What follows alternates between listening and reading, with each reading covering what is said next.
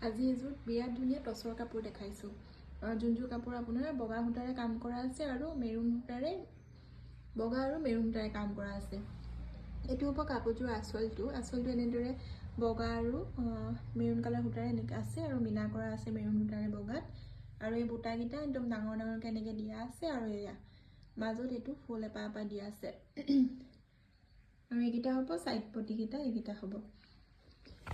মেখেলাখনো যথেষ্ট ওপৰলৈকে কাম কৰা আছে, এখন হেভিকৈ বোৱা আছে একদম কাপোৰযোৰৰ। আৰু ব্লাউজটো এইটো হ'ব ব্লাউজৰ পিচটো। কেনেকুৱা লাগিছে জনাব কাপোৰযোৰ। এইযোৰ কাপোৰ মোৰ ঘৰৰ শালতে বোৱা হৈছে আমাৰ। কাপোৰৰ কোৱালিটিটো একদম যথেষ্ট ডাঠ হৈছে।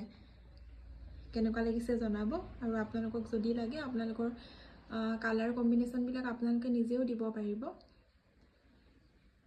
এইকেইটা কাপোৰযোৰ এবাৰ ভালকৈ আকৌ দেখাই দিছোঁ। এইযোৰ